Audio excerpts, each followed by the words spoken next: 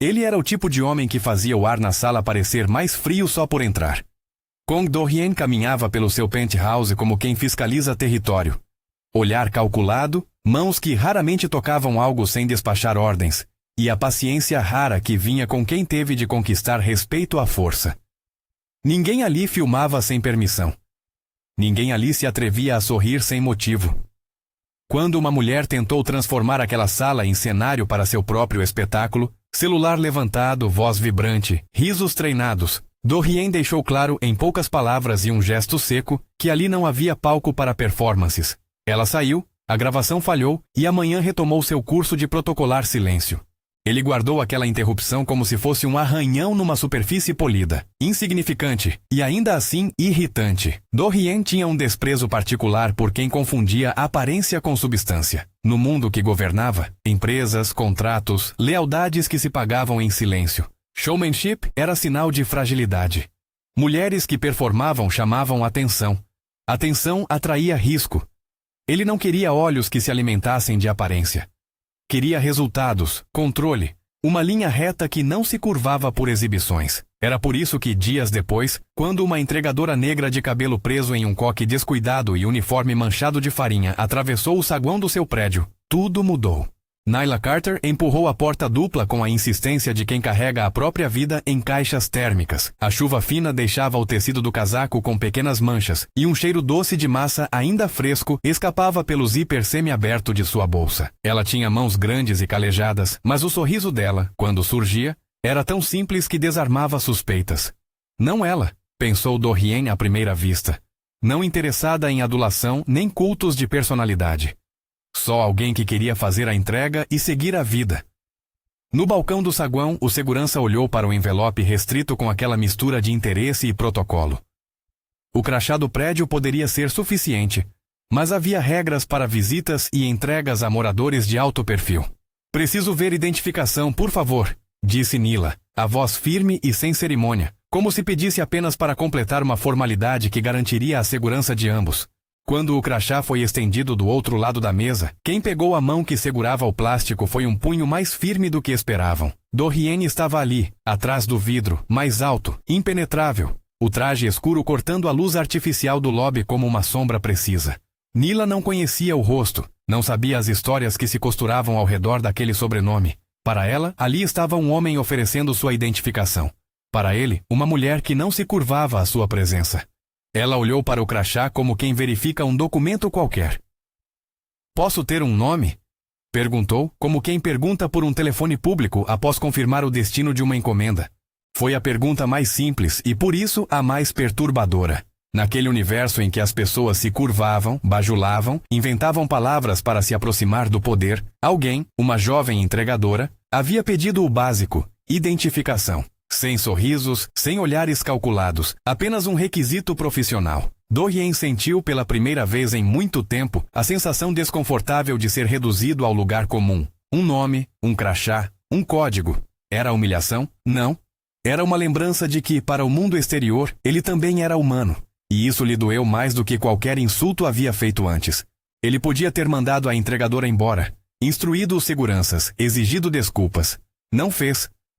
Em vez disso, deixou o crachá nas mãos dela por um segundo mais longo do que o necessário, estudando o rosto que pedia seu documento com a mesma intensidade com que analisava um contrato. Nyla manteve o olhar firme, devolveu o crachá e prorrogou a formalidade com um aceno profissional. Assine aqui, disse sem perceber que naquele gesto havia desarmado uma arma muito antiga. A curiosidade. Quando a porta se fechou atrás dela, o som foi curto e definitivo. Do-hyen permaneceu no saguão, olhando a direção por onde ela havia partido. Jun, o braço direito, percebeu e não perguntou. Não era necessário. Do-hyen raramente explicava suas fixações. Apenas as transformava em ações com precisão militar.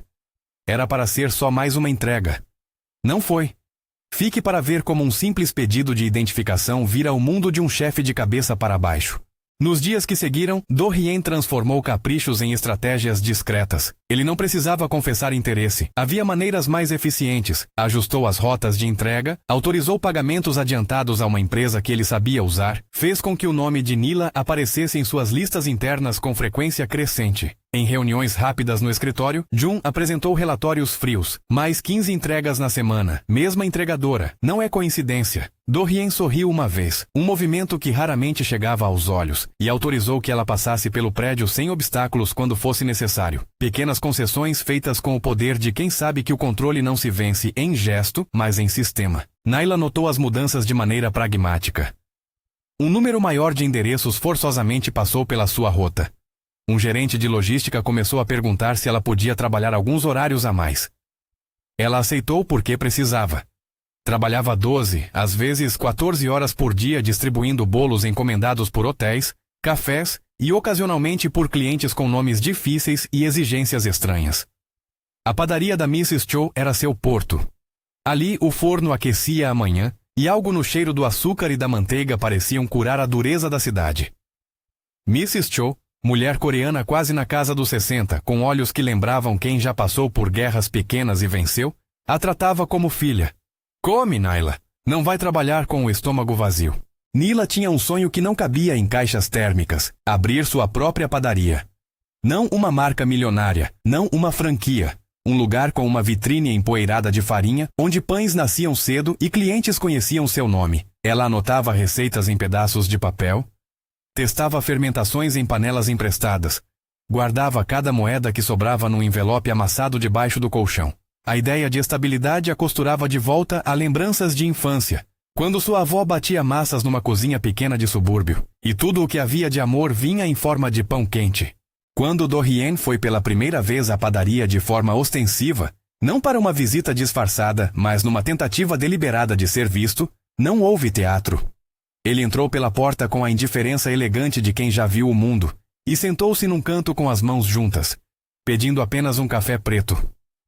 Nila o viu no balcão porque ela via as pessoas que se sentavam sozinhas.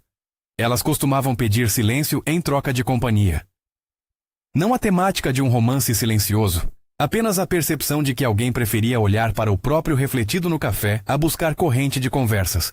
Ela o atendeu com a mesma cortesia que dava a todos. Café simples? Perguntou. Ele assentiu. 2 pães? Só o café. Sério? Nila sorriu por reflexo. Havia algo curioso no tom dele que dizia: não estou acostumado com simplicidade. Eles trocaram poucas palavras, escolhendo com cuidado manter limites. Ela não queria confusão. Ele não queria que ninguém soubesse que havia sido cutucado por algo tão básico quanto identificação. Após aquela visita, Do-hyen iniciou uma coreografia de encontros casuais. Uma entrega na sexta-feira à noite que não estava no plano. Um bilhete com elogio contido deixado na caixa de pagamentos. Um pedido de um bolo simples, sem comemoração, só por experiência. Cada gesto era calibrado para ser suficiente sem ser invasivo. Nila, por seu lado, começou a perceber padrões. Ele aparecia e desaparecia com a regularidade de quem testa limites. Ela poderia ter interpretado aquilo como assédio, mas, no íntimo, houve algo que a incomodou mais do que a presença dele. A sensação de ser observada por um homem que, pelo mundo, poderia esmagá-la com um piscar. Os encontros se transformaram em jantares humildes. Não havia restaurantes estrelados, nem velas em penthouse. Havia ramens num balcão apertado, tigelas divididas no pequeno parque atrás do prédio, risos contidos e confidências que se abriam como as portas de um forno. Nila falava de sua mãe nos Estados Unidos, de um emprego anterior onde foi subestimada, de economias que avançavam milimétrica e orgulhosamente. Do-hyen falava menos, mas quando falava, a solidão embalava as palavras. Sobre a expectativa de seu pai de que rigidez equivalia a respeito. Sobre a herança que o forçara a escolher entre sangue e código. Ele contou uma vez sobre um inverno em que acordou ouvindo passos no corredor. E não soube distinguir se temia por sua vida ou se temia por sua reputação. Houve de início uma tensão sóbria entre proteção e controle. Ele frequentemente procurava formas de manter Nila fora da sua esfera pública, oferecendo dinheiro para que ela mudasse de trabalho, sugerindo que poderia comprar-lhe um espaço para a padaria. Gestos que, mesmo bem intencionados, pesavam como correntes. Ela recusou. Quero pagar minhas contas com suor, não com dívida de alguém, disse com firmeza. Era uma frase curta que encerrava conversas. Do-hyen, irritado e surpreso, aprendeu a ouvir o não.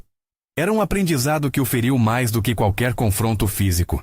Jun observava do lado de fora dessas interações com olhos práticos. Ele era o tipo de homem que traduzia sentimento em logística. Sabia quando Do-hyen estava sendo sincero e quando estava apenas executando um impulso. Ele fica diferente quando está com ela, comentou uma vez enquanto revisavam câmeras de segurança do prédio. Do-hyen não negou. Não gostava de falar sobre mudanças internas. Preferia deixá-las apresentando resultados tangíveis. Mesmo assim, houve gestos que escaparam ao seu controle. Plantas entregues sem remetente, um convite para um festival de rua onde se misturaram entre vendedores, e ele assistiu ao riso de Nila como se fosse algo precioso, quase proibido. Mais do que preocupação com imagem, o círculo de Do-hyen sentiu o ruído de uma mudança cultural. Pessoas sob sua influência reagiam. Alguns oleavam conexões para entregar elogios. Outros murmuravam desconfiados. A máfia, afinal, tinha regras implícitas. Relacionamentos improfissionais causavam burburinho e às vezes prejuízo. Ele tentou manter a singeleza do relacionamento dentro de limites aceitáveis. Reuniões noturnas em locais neutros, pagamentos formais pelos serviços dela quando se tornavam íntimos, e uma cláusula silenciosa no contrato de não exposição que Jun reforçava. Enquanto isso, na periferia desse romance que se tornava lentamente íntimo, surgiam sombras. Yoon Tae-suk, líder do Yoon Syndicate, vivia de contrariar e de exigir respeito por meios mais ruidosos. Ele era tudo o que Do-hyen não queria ser. Teatral, impulsivo e com uma habilidade notória para transformar pequenas humilhações em campanhas públicas. Yoon viu em Nila uma oportunidade. Não porque ela significasse algo por si só, mas porque atingia o ponto fraco de Do-hyen, o afetivo. Para Yoon, o poder é uma equação que se alimenta da capacidade de atingir o adversário onde dói. Seu Yuna era a peça que Yoon acreditava encaixar perfeitamente no jogo. Em público, Seu Yuna era uma consultora discreta, conhecida pela habilidade de pescar informações em encontros sociais. Por trás do gesto cortês, ela era treinada para observar, infiltrar e relatar. Foi em uma noite chuvosa, enquanto Nila fechava a padaria depois de uma jornada exaustiva, que Seu Yuna apareceu no ponto de ônibus. Não por acaso, não por sorte. Seus olhos mediram Nila em segundos, anotando incertezas e pontos de atenção. Depois enviou uma mensagem curta. Ela tem potencial. Era um aviso que se transformaria em ação. Nila, porém, vivia sua própria narrativa. Ela não acreditava em amores que alteravam contratos, nem em homens que ofereciam mundos prontos. Sua independência não vinha da teimosia, mas de uma promessa silenciosa a si mesma. Manter a vida moldada por seu esforço. Mesmo assim, as últimas semanas haviam deixado marcas. Mensagens de números desconhecidos, breves silhuetas na rua quando saía do metrô, carros que passavam pela padaria mais de uma vez. Ela não se intimidou. Registrou tudo num caderno. Placas, horários, um rascunho de rosto. Decidiu por instinto prático mudar algumas rotas, variar a entrega de manhã e à noite. Não entrou em pânico. Planejou. Havia momentos em que a vulnerabilidade vinha à tona. Uma noite em que um bolo queimou e Naila chorou dentro da cozinha aos soluços, ouvindo as lembranças de um pai que ficara doente nos Estados Unidos e de um emprego que a tratara como invisível. Mrs. Cho entrou, envolveu-a num avental e disse com voz áspera e afável: "Você é mais forte do que pensa, menina." Nila limpou as lágrimas com dor, mas agradeceu. A padaria era um microcosmo de cuidado e trabalho duro. Ali as esperanças eram alimentadas com paciência. E então veio a fotografia. Numa tarde comum, um cliente deixou um embrulho, sem remetente, sem recado. Nila abriu a caixa por curiosidade e encontrou uma foto pequena em papel fosco. Era dela, em frente à padaria, no momento em que limpava a vitrine pela manhã, cabelo preso, olhar distraído. Alguém havia a observado. Não havia mensagem além da imagem. O papel cheirava a chuva e a pólvora de tinta. Nila sentiu o fígado gelar. Guardou a foto dentro da gaveta da caixa registradora, o som das moedas ao redor parecendo agora mais pesado. Quando mostrou a foto a Mrs. Cho, a senhora retrucou: "Isso é assédio, vai à polícia." Naila hesitou. Ir à polícia significava abrir um processo, expor a pequena empresa, gastar tempo e dinheiro que não tinha. Também significava admitir que alguém muito perto de seu círculo havia interesse em manipulá-la. "Não posso. Tenho clientes. Tenho encomendas." A resposta veio com um fio de orgulho que a fazia recuar. Mrs. Cho suspirou e, num gesto que misturou cuidado e pragmatismo, a aconselhou a mudar rotas, a ficar atenta. Do outro lado, a foto era um movimento calculado. Yun Tae-suk cultivava uma rede de olheiros e plantou a imagem como um primeiro ato de intimidação. A mensagem, entregue sem palavras, dizia: "Nós vimos você. Nós sabemos onde pisa." Era tudo o que precisava para acender a chama de medo e para testar a reação de Do-hyen. Como reagiria o homem que se incomodara com a formalidade? Como reagiria o chefe cuja vida era governar o impossível? Jun levou a foto a Do-hyen numa bandeja de prata simbólica. Uma ironia que só eles entenderiam.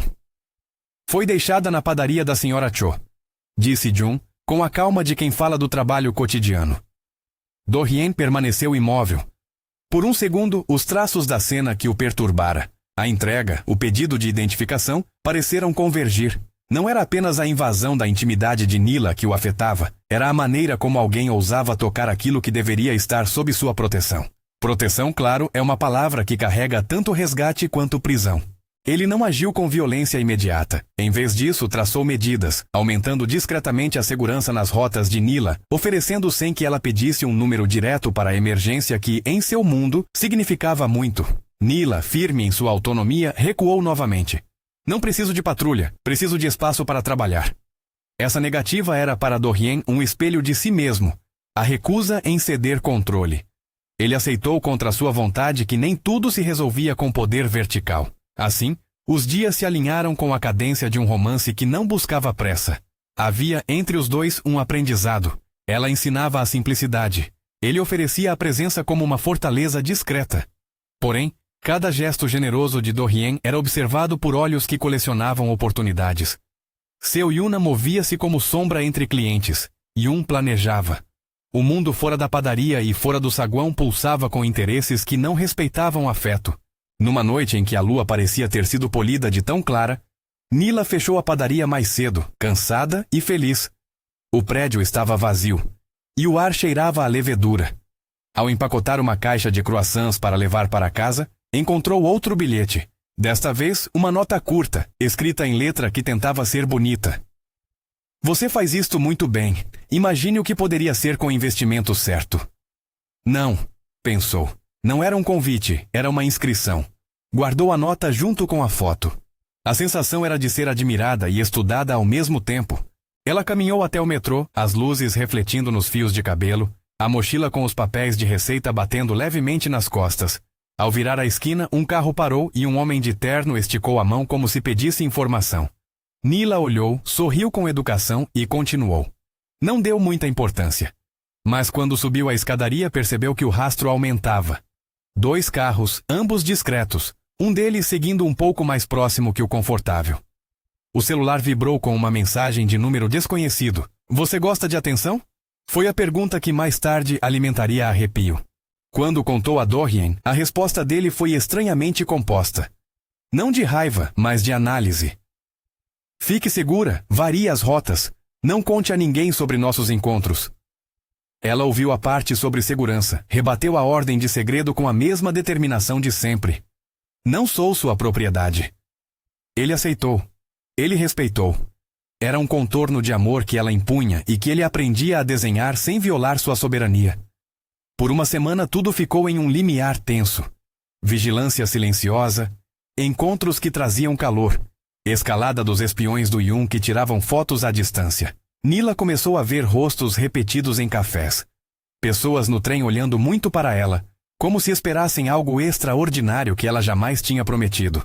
Ela anotou tudo num caderno, placas, horários, descrições, e enviou para a caixa de e-mails de Jun com uma mensagem curta. Algo incômodo. Se puder, vigiar. Jun respondeu com um único emoji profissional que, no universo deles, significava entendido. O que ninguém ainda sabia, e que mudaria o ritmo daquele relacionamento para sempre, era que observar é uma técnica que, quando se transforma em intenção, torna vulnerável não apenas o observado, mas quem ama o observado. Yun não planejava apenas assustar.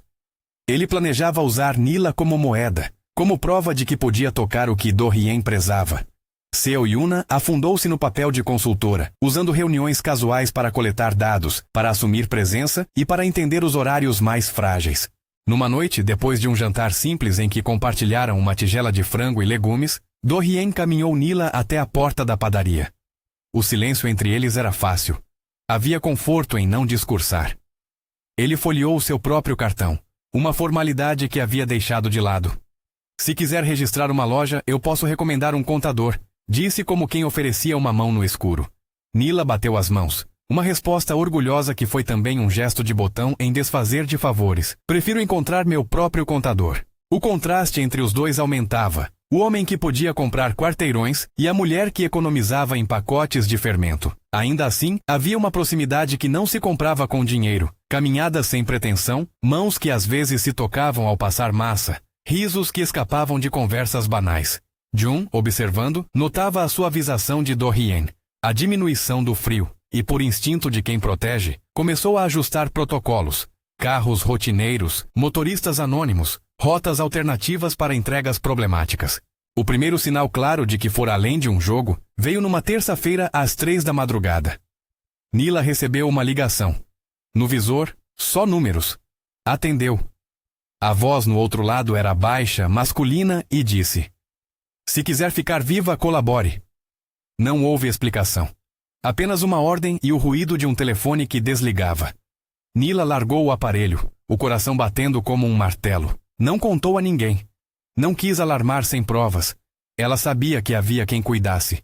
Mas também sabia que, quando o jogo chegasse naquele ponto, nada poderia voltar ao que foi antes. Dorien soube por Jun ao amanhecer. Ao ouvir, não houve violência imediata, mas um movimento lógico. Reforço nas margens da cidade, reuniões curtas com advogados, uma lista de medidas preventivas que ninguém fora dela veria. Ele não fez escândalo público. Sabia que tanto denúncia quanto retaliação poderiam ferir Nila mais do que proteger. Ainda assim, em silêncio, mobilizou recursos que transformaram o mapa urbano em algo mais seguro para uma entregadora que, por orgulho, recusara sua proteção. Nila, no olho da tempestade, fazia escolhas. Ela poderia aceitar viver sob uma rede de proteção que a sufocaria, ou poderia manter seu próprio ritmo e arriscar. Ela escolheu a dignidade prática. Variou rotas, mudou horários, deixou a padaria nas mãos de Mrs. Cho em algumas noites e continuou a economizar. O risco aumentava, e com ele a tensão entre dois mundos, o da simplicidade que ela defendia e o do poder que Dorien exercia em nome do afeto. O primeiro ato de Seo Yuna foi sutil. Um convite para que Nila aparecesse numa reunião de fornecedores, que na verdade era uma sessão para mapear pequenos empreendimentos que atrairiam investimento. Nila, com receio e com a esperança de aprender, aceitou. Não era apenas curiosidade. Era parte de quem ela era. Uma mulher que queria aprimorar seu ofício. Seo Yuna sorriu com gentileza, fez perguntas, ofereceu contatos. No final deixou um cartão com um número pessoal e uma frase: "Se precisar de orientação, chame." Essa oferta foi a armadilha que se disfarçou de caridade. Quando Nila entrou no táxi naquela noite carregando um saco de amostras, não suspeitou que uma figura distante observava cada passo. Os olhos por trás do vidro eram profissionais, calculistas. Seo Yuna já sabia o suficiente. Horários, preferências, quem ela conhecia. Yun, por sua vez, passou a planejar a peça seguinte. A foto, a nota, e agora um fio de comunicação que parecia, até então, oferecer ajuda. Tudo carecia de um último empurrão. E foi assim que, pouco depois, a vida cotidiana de Nila começou a se transformar em algo que exigiria escolhas ainda maiores. As pequenas violações que antes pareciam mera incômoda curiosidade ganhavam intenção. Ninguém ali imaginava ainda como a simples formalidade daquele saguão, o pedido por identificação, havia sido o gatilho para que um chefe de escritório frio começasse a se mover em direção a um coração que não pretendia ceder. No reflexo de uma vitrine, enquanto Naila lavava as tábuas do balcão, havia do outro lado da rua uma janela iluminada no penthouse de Dorien. A luz recortava a silhueta dele no telefone, falando com voz baixa. "Proteja-a." Disse apenas uma senha, uma ordem. Jun desligou e, por um momento, viu no rosto do chefe algo que não cabia em nenhum script. Medo real. Não medo de perder poder, mas medo de perder algo que lhe aperfeiçoava a falta. Foi nesse limiar, quando proteção e respeito se chocam com controle e medo, que as peças começaram a se arrumar para uma jogada maior. A história ainda guardava suas viradas. O que parecia ser apenas curiosidade e um pedido de identificação começava a abrir portas e janelas perigosas, e quando Yun decidiu que seria tempo de fazer um movimento, Seu Yuna já estava pronta para aproximar. Mas, por ora, era madrugada e a cidade dormia. Em pouco tempo, as engrenagens de uma guerra que ninguém pedira, entre lealdade, amor e poder, começariam a girar em velocidade. Quando Yun decidiu que era hora de apertar o ataque, tudo se encaixou com a frieza de um plano que já vinha sendo talhado há semanas.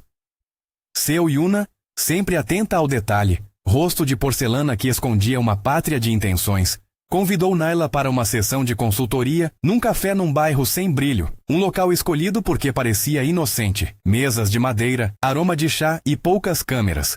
Era um convite que vinha com a promessa de conexões e aprendizado. Para Nila, que procurava qualquer fresta para melhorar receitas e logística, parecia uma chance rara. Ela entrou hesitante, carregando uma pasta com receitas e um pequeno caderno onde anotava os números da vida. Seu Yuna sorriu com gentileza estudada, ofereceu chá, fez perguntas que soavam inofensivas. Em minutos, a conversa tomou o tom de uma mentoria. Seu Yuna falou de fornecedores, de cursos, de um pequeno evento para potenciais investidores locais. Em muitos termos foi só isso. E Nila saiu com um cartão e um leve afeto por quem parecia oferecer ajuda genuína. A armadilha, porém, estava nos passos que se seguiram. Seu Yuna passou os dados que colecionara. Horários, rotas, bares onde Nila gostava de passar. Yun montou uma rede que parecia profissional demais para ser apenas crime comum. Homens dirigindo carros discretos. Uma loja fechada que serviria de cobertura. Naquela rede, Nila era só uma peça. A moeda que compraria um sorriso cínico de Yun e a humilhação calculada para arrancar uma resposta de Do-hyen. Na noite do sequestro, tudo aconteceu rápido. Não havia excesso de violência cinematográfica, nem cenas grotescas. Havia método e eficiência. Um abraço por trás, um silêncio com luvas, uma cobertura para os olhos. Nila lutou no primeiro impulso, reflexo de quem não aceita ser subjugada, e conseguiu dar pequenas resistências que espantaram momentaneamente um dos homens. Sua maior arma, no entanto, foi a cabeça.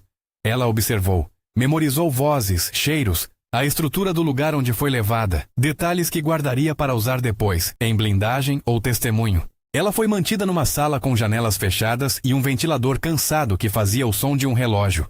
Quando perceberam que a mulher que buscavam não se curvaria por medo, Yun decidiu pela humilhação pública.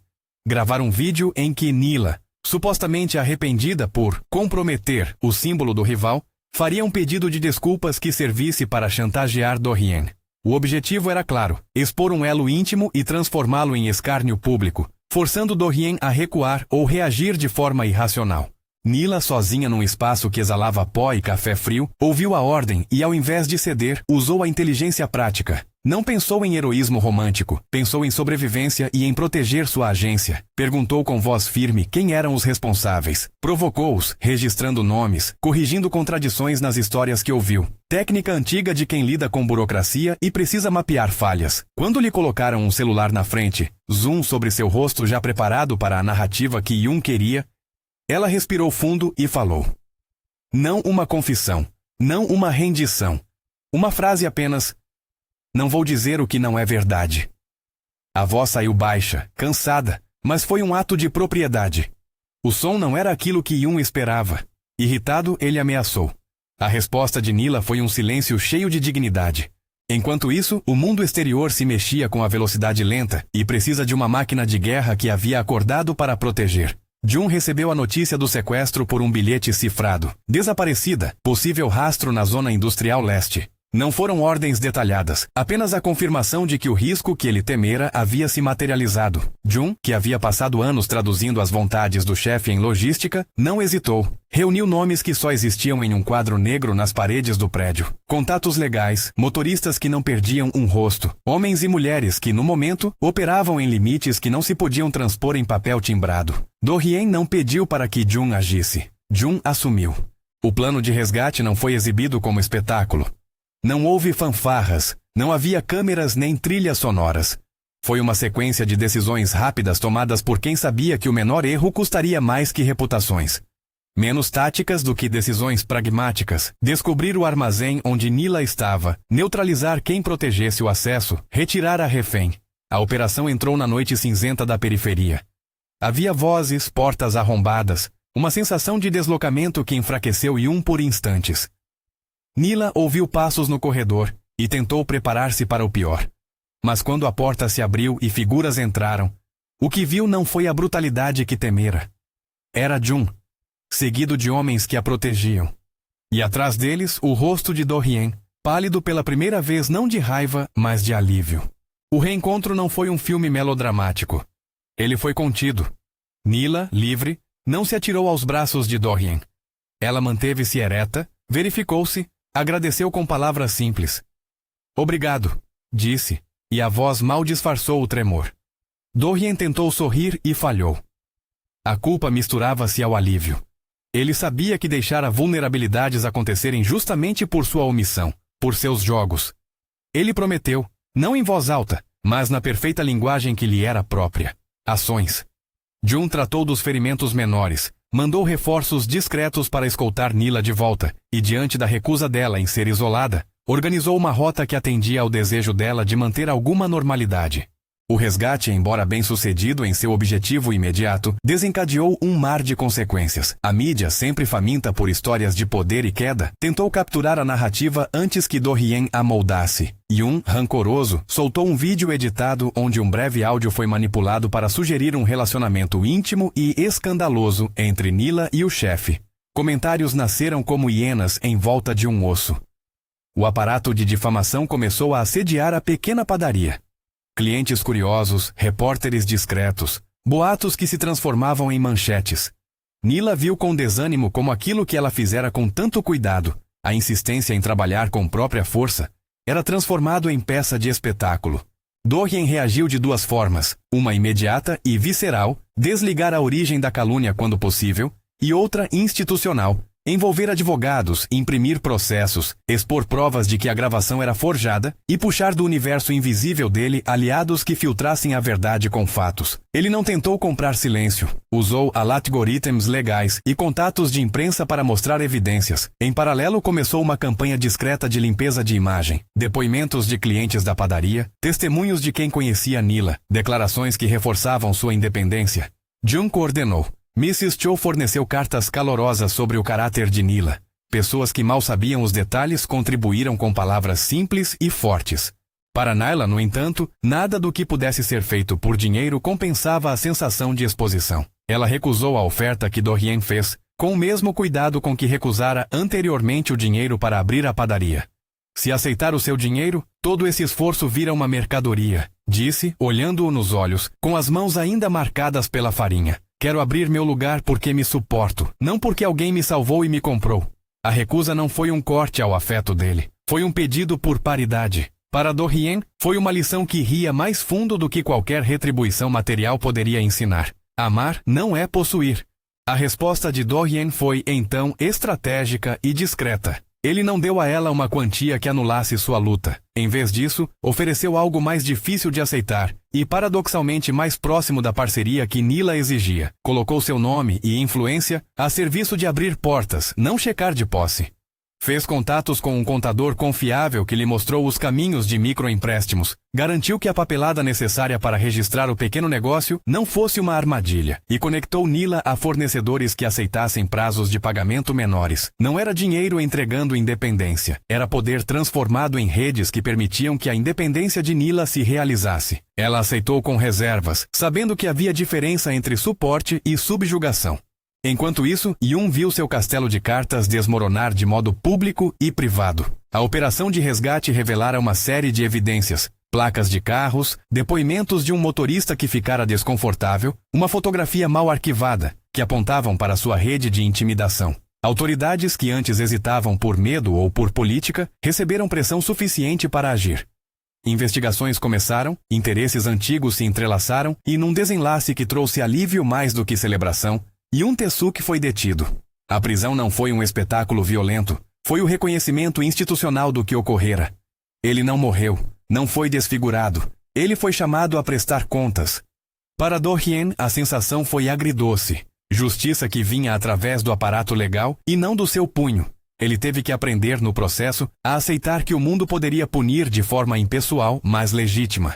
Nos meses que seguiram, a fumaça mediática diminuiu. A narrativa de choque e traição deu lugar a informações mais humanas, que Nila era uma empreendedora resiliente, que havia uma história de proteção mal compreendida, que no meio de tudo havia uma padaria com pães de massa-mãe que inspiravam clientes a voltar.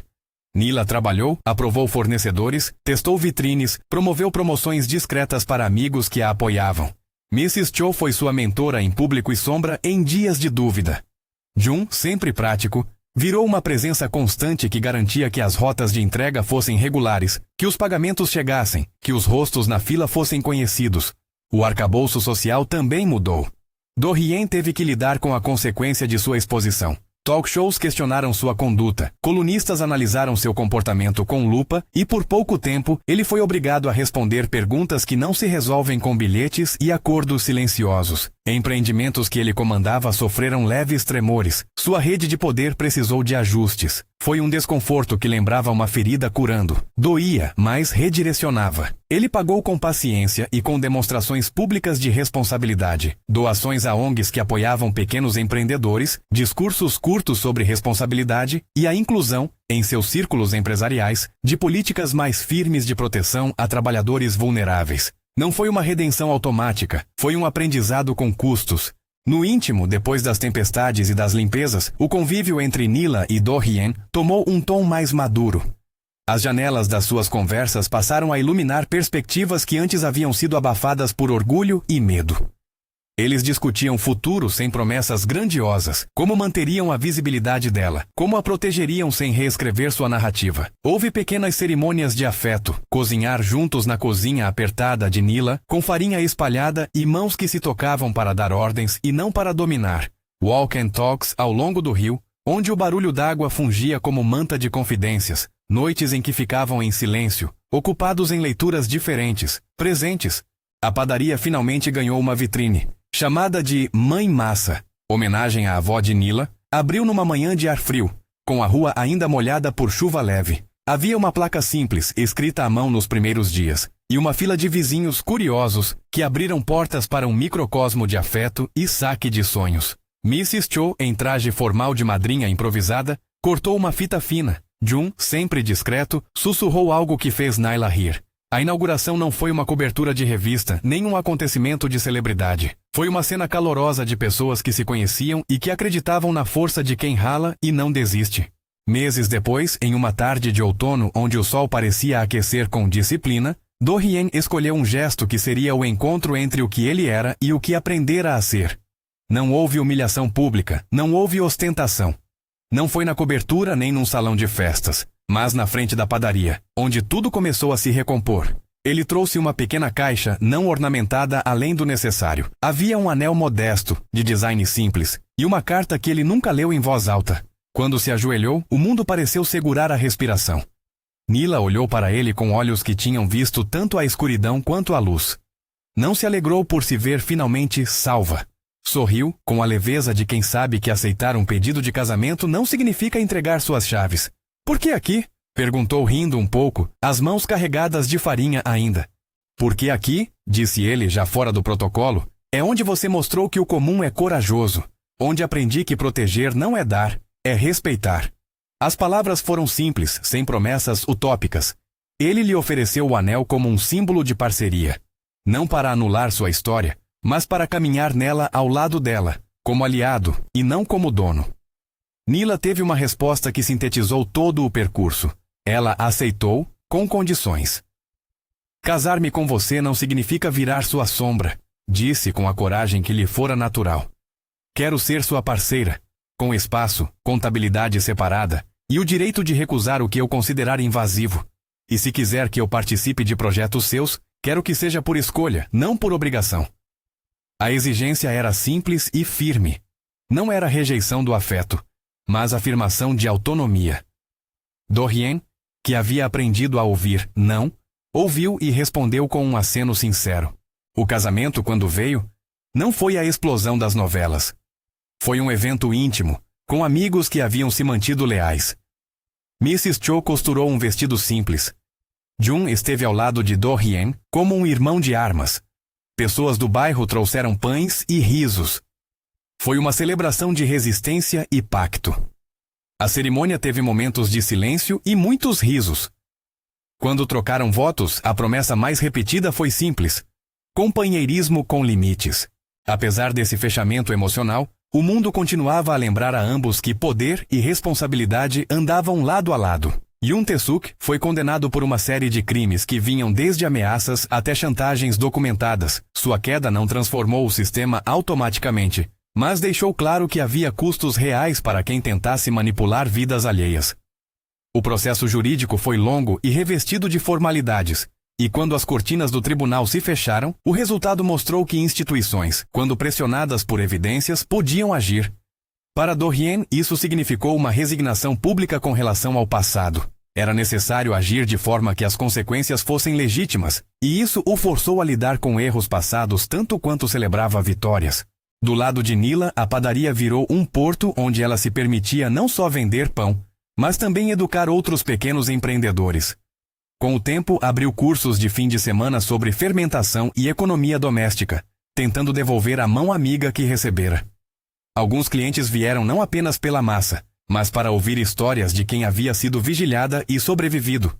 Esses diálogos, simples e sinceros, foram a verdadeira riqueza daquele lugar. Do-hyen, por sua vez, deixou pequenas marcas nas práticas de sua empresa. Políticas de proteção a funcionários, canais de denúncia mais transparentes e um esforço para traduzir parte de seu poder em mecanismos que não dependessem de sua vontade pessoal. Era uma mudança gradual, às vezes criticada por uns e elogiada por outros. Ele aprendeu, por dor e por vínculo, que a autoridade, sem freios, corrói a quem a tem e a quem a recebe. Houve momentos ainda de tensão. Repórteres que retornavam com perguntas sobre relacionamentos de poder, rivais que murmuravam nas sombras e velhos hábitos que insistiam em ressurgir. Mas a narrativa principal para ambos era de reconstrução. Ela com seus pães e sua clientela. Ele com sua transformação que não apagava seus pecados, mas o tornava mais humano. Meses se transformaram em anos. A padaria, agora com vitrines de vidro que exibiam bolos e o brilho de pães novos, expandiu modestamente. Uma pequena mesa no fundo onde jovens trabalhavam em encomendas e um quadro de avisos onde ofertas de troca de serviços circulavam. Nila gravou um pequeno vídeo para fins promocionais, mas sempre com a câmera que mostrava suas mãos trabalhando, não o rosto como objeto. Era uma escolha de narrativa. Do-hyen, presente nas mesas de trás, preferia manter-se um cliente regular, satisfeito com a normalidade que aprendera a valorizar. A pergunta que iniciara tudo, o pedido de identidade no saguão, ganhou com o tempo a aura de um momento decisivo. Para Nila foi um gesto de exercício do dever. Para Do-hyen, foi a primeira vez em que alguém o tratara como um homem comum, e não como um mito. A cena reverberou como um pequeno abalo que, sem querer, abriu uma fenda por onde a luz entrou. O resto foi trabalho, perdas, escolhas, e o lento costurar de uma vida a dois que respeitava a autonomia de cada um. Numa noite de verão, anos depois, quando o vento trazia o cheiro de massa fermentando e árvores abanavam sombras sobre a calçada, Nila entrou na padaria e viu uma fila de pessoas esperando. Ela sorriu, limpou as mãos e escreveu no quadro do dia. Pão do dia, massa mãe. Hoje a receita da avó. Por um momento, olhou para a rua e viu ao longe uma silhueta conhecida. Do-hyen caminhando sem pressa, com um casaco leve. Ele a observou e acenou. Ela respondeu com um aceno curto, e dentro desse gesto havia todas as palavras que não eram necessárias. Quando fechou a loja naquela noite, Mrs. Cho apareceu com um bolo simples e uma vela, e Jun trouxe um envelope com notícias do mundo dos negócios que não interessavam aos clientes. Eles riram, comeram, lembraram daquele dia no saguão como quem conta a origem de uma amizade antiga. Nila agradeceu a todos pelo que foram, não como salvadores, mas como companhia. E no abraço que deram quando saíram, havia reconhecimento de que a vida deles se tornara um tecido de escolhas mútuas. O mundo não estava perfeito. A violência continuava em outras ruas, os poderosos ainda manobravam, e o equilíbrio entre proteção e controle era uma batalha constante. Mas havia também pequenas vitórias, uma padaria que se mantinha aberta, um homem que aprendera a escutar o não, uma mulher que preservara sua autonomia mesmo diante do medo. E quando alguém, numa conversa de esquina, lembrava o título daquela história, que começou com um pedido humilde por identificação, percebiam que a verdade estava ali. Gestos simples às vezes desencadeiam mudanças que nenhum planejamento ousaria prever. Não porque o mundo seja justo, mas porque as escolhas humanas, quando feitas com coragem, tendem a multiplicar possibilidades. Se essa história tocou você de alguma forma, curta, compartilhe com alguém que precisa ouvir isso e se inscreva para mais histórias.